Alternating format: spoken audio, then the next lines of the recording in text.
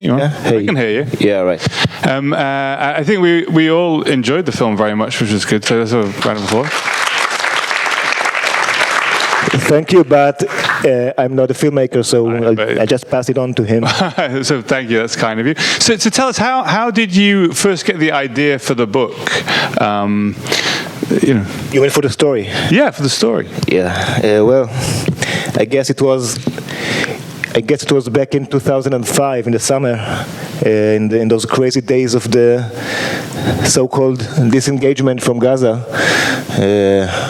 which briefly meant that Israel removes all the Jewish settlements from Gaza Strip for basically for nothing, because it was not a product of negotiation or an agreement of a mutual nature or something. It was just one-sided initiative, and I was amazed by the way the government and the press sold and presented and branded this one-sided initiative as an act of peace.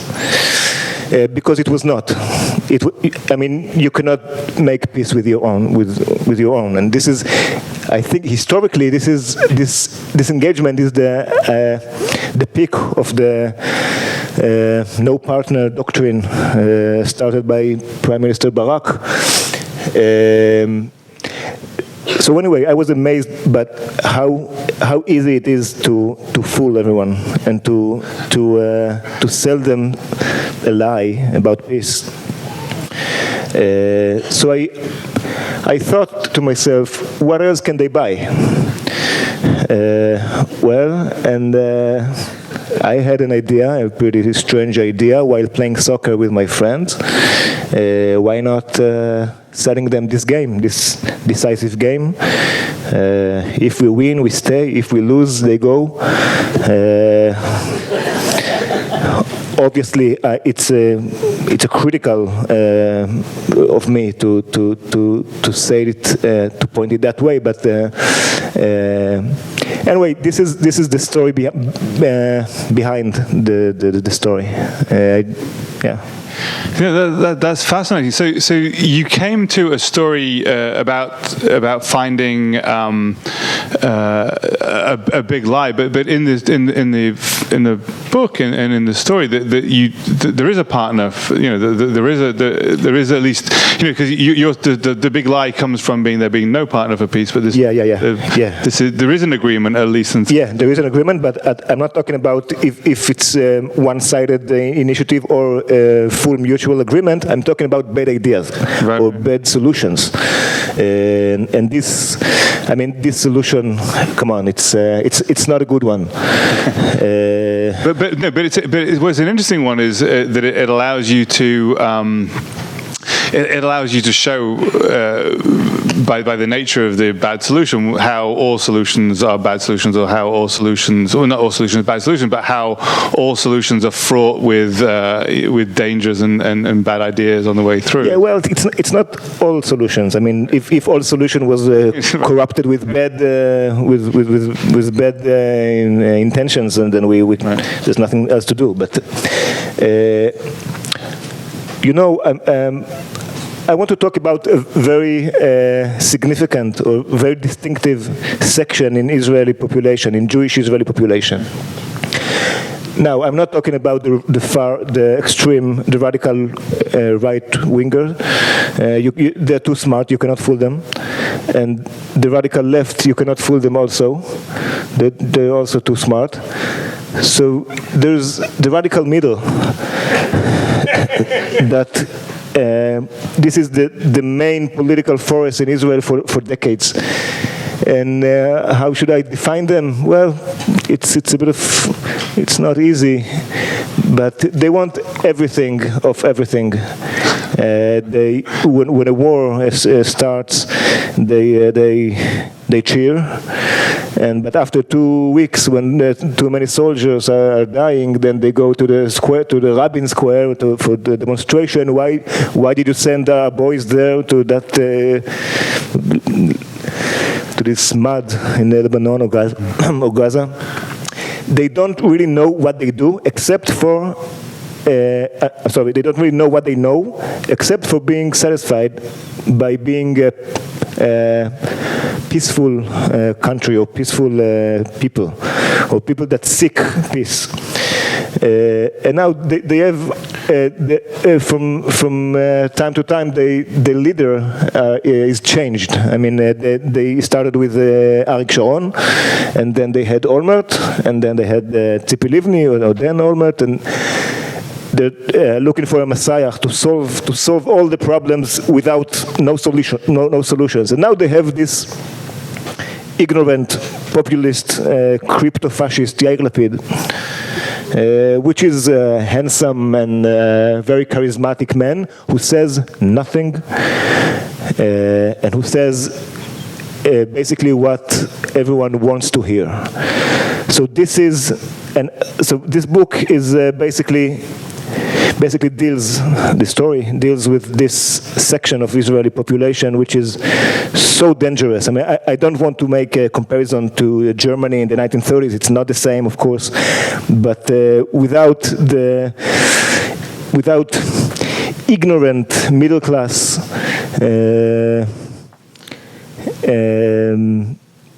you cannot make a fascist society. Right. This has gone deeper and further away from soccer than I thought it would do. Yeah. But this is what soccer does. Right. But why use soccer to? I mean, is there something shallow or superficial, or that rewards ignorance to get at people? I mean, to the people who support Yair Lapid, you know, if they're people who are invested in a very specific idea of their own comfort, but not invested in a solution, is that like the feeling you can be supporting a soccer team, but not necessarily really deeply supporting like the things around it or deeper society issues? I mean, why use soccer to get to that thing? Is there something something specific about that, or is it just? Well, soccer, you know, it's unlike peace agreements and social and historical processes. Soccer is a very decisive thing. Once the game is over, you can blame the referee, and you can blame our coach, and the star did not do the right thing and everything, but no one can challenge the result. And it's so unlike this conflict that we're talking about. Right. Is there books in general get shortened for films? Were there bits of the book that you really enjoyed that didn't make it to the film that you felt were important? Not really. I can say about the differences between the book and the film that. Well, the book is written as a non-fiction historical kind of textbook, which is, I guess, the literature equivalent to a mockumentary film. But the book is hardly dealing with soccer. I mean, Eyal Khalfon, the director, which he made a great job in this film, writing and directing.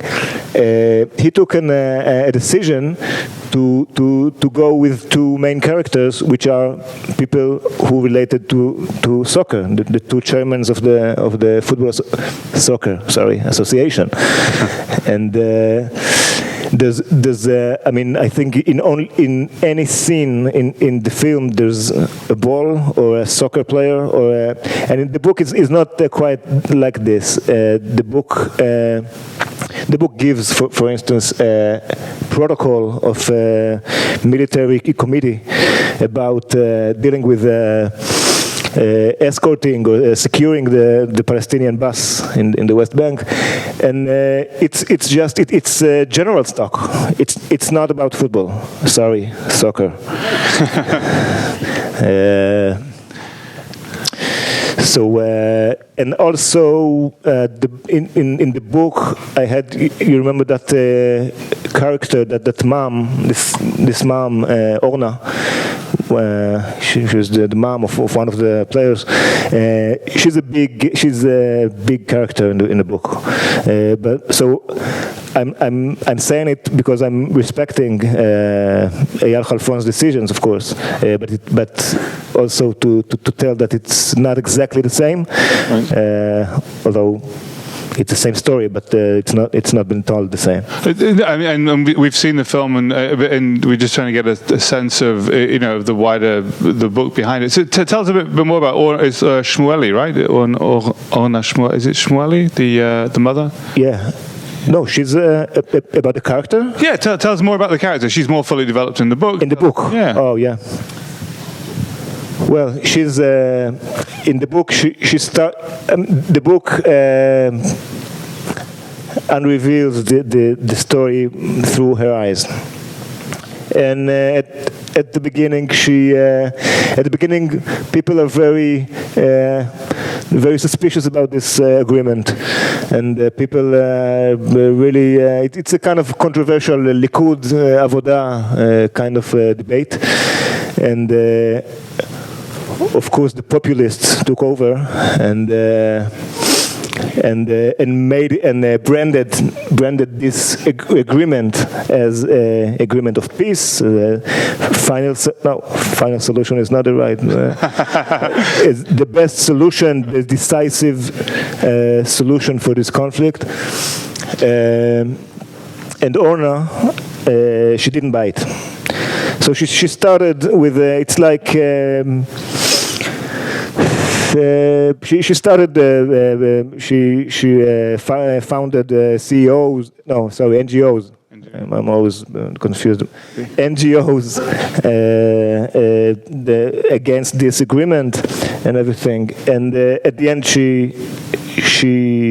she's left alone because everyone. The whole crowd went the other way. Everyone buys into the agreement, yeah, and because you have to choose a side in the end. I mean, if it's going ahead, you have to choose a side. I guess that's the who, me or the in the population. I mean, I think that's what we see in the film as well. That everyone, in the end, you have to. The match is going ahead, and even the people who are so deeply invested in it or deeply involved in it, have regrets even the night before. They don't really want to go ahead, but it's going to go ahead, and in the end, we will win. Good night, and that, and everyone has to. Yeah, because this is. I mean, governments don't work like that, but soccer does. Yeah. So. Yeah. And just one last thing before we ask the audience if they have some questions. So how did you, in the film there's an interesting interlude or like subplot with Iyad, the Christian Palestinian from Netanya. How it was? I don't know how involved that was in the book. Like, how important was it for you to show? Really, he's the only real player you see in the film. I guess in the book you might see Orna's son more in that. But how important was it for you to show one player and the player who, comically in the film, you have the Portuguese couple discussing him, and so he's hang on a second. So he's an Arab Jew? No, he's Israeli. He's a Jewish Muslim? No, he's an Arab Israeli. And then there's this sort of, for the outsider it seems bizarre. Yeah, of course. This kind of conversations are not in the book because the book was aimed to Israeli readers, so they don't need to explain this. But. What was the question? I'm sorry. So the question was, how important was it to have a Palestinian character represent the players? Yeah, well, I think it's pretty much the most important thing in any storytelling, just to personalize your story and personalizing it with a man that he's both Israeli and Palestinian and a soccer star, I mean, it's already there. I mean, I didn't need to do nothing, no decisions to make, because he took me all the way. This character, it was so easy. That's great. And so you have a microphone for the audience. So do people have questions for Itay? Yes, there's one over here. Excuse me. The film came together for me when the two chairmen and that third guy invited them out to the local bar for a drink. Before this, we see all of the conflict represented in the arrangements for the game, and those are just part of the Israeli-Palestinian conflict, just written in a different manner. But it all came together for me. On the way to the pub, they see the boys playing soccer in the street. Of course. And then their faces light up. It's no longer the men who are making war. It's now the children who have the love of the sport, and it hasn't been contaminated for them yet. And then it followed, furthermore, the same theme in the bar, where they start exchanging pictures of their grandchildren. Yeah. And furthermore, in almost the last scene, as the players are coming through the alley onto the field, they're escorted by children. Mm-hmm. And the question is... Yeah, I mean, I agree with you. This about the emotional effect of all these scenes that you mentioned. Oh, no, I didn't. Yeah. Right. I mean, I think. Just yeah, but don't forget, those were Portuguese children. I mean, children in Israel or Palestine will eventually, after 90 minutes of game, they will have to be deported, with at least one side of them, with all their family and community and everything. Right. I mean, I think. Just to maybe put words in Itay's mouth, like you have the children in the future, and that's the significant, serious, not 2 weeks of commitment to this or 2 weeks of commitment to that or 90 minutes to this or to that. It's the children is what's important, and the game itself, and looking beyond the stupidity of this contingent agreement. I think is there's an emotional depth in that, which I think that Itay was talking about in terms of the political depth that he was trying to bring to the book. Although he did bring to the book, that he was trying to bring to the subject. Another question. We have a question up here, up on top. Oh, great. Thank you. Really enjoyed it. This is kind of related to the other gentleman's statement. I was struck, and maybe, I don't know if you can answer because you're not the director of the film, but I was struck by, aside from that scene of the kids playing, like you never saw the Israeli team practicing, you never saw the Palestinian team practicing, and was that like a deliberate thing to say that it really isn't about soccer, or that it just would have detracted from the actual movie, or maybe it's not important anyway? Well, I as you said, I did not make this movie, but in the novel, it's I made one of the most important things for me in this plot, because let's face it, Israel's national team is much better than the Palestinians, much better. Hey, I'm going to argue with you now. Yeah, now I'm being too Israeli. Yeah, we're going to win. But so one of the main lines that was important to me writing this story is to make a change, consistent change on the balance of the powers of the two teams. And the Palestinians, they're getting better, and it's not only that foreign player from Germany, that Hani. They have 3 or 4 legionnaires, Palestinians that plays in Europe, and Israel is going down, and the biggest star of Israel's team breaks his ankle and is out. And one of the most important things, it's about the practicing. Both teams were practicing in military bases, so no one could see. It was like a top secret how the team, strategically and all the practicing and everything. It's a big secret in this kind of reality. It's like exposing your nuclear arms. I'm not saying that Israel has any, Of course we don't. And so the top secret thing. It was important for me that whenever people play soccer and kick the ball, no one will see, and no one will know how good they are or how bad they're getting.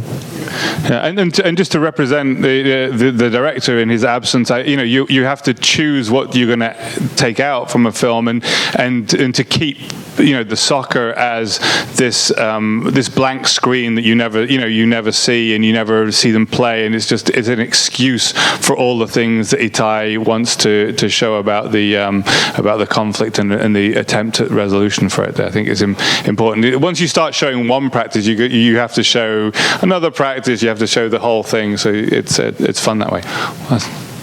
How was the book and/or the movie received in Israel? And the impact, your opinion of the impact. The movie has not yet been distributed, I think. I'm not sure. The book was, it was not a great market success, let's put it this way. Not yet. Not yet. But anyway, I think that my mom bought most of the copies, so it's okay. I'm happy. She's happy. I really, frankly, I don't think this book had made a big impact in Israeli public. I did have a few interviews in national press, and no, the book was not very. He didn't make a big impact. Hopefully, the movie will do better. I will add that the movie did win an award at the Haifa Film Festival for Best Actors that was shared by both the Palestinian and the Israeli leads, which was somewhat controversial. You could read about that too. What you can add? No, I was going to say that sometime the impact of something like this, which is satire, can sometimes be slow to trickle through as well. And with the film, so the film wins an award, it gets distribution or it gets on the national television, and then people look at the book and go, "Oh, well, we have to ask some questions. Maybe we'll get some Itay to stand for Parliament for Knesset." Yeah, if you go with me, let's do it. Yeah. We have another question up on top. Oh, great, thanks. Thank you so much. Full disclosure, I am not a sports fan, but I lit up when I heard about this film, and by extension the book, because I have been privately thinking for years that wouldn't it be great to abolish wars and replace them with soccer matches? And so I was just wondering, having heard your analysis of, the kind of like the populist mistakes, can you see any way in which this endless, messy war could somehow become a little more like one or more soccer matches? No, no, it's too far away from reality. I mean, yeah, it's a satire, of course. But even in satire, it's always important to do what you just did, to look for how real it is.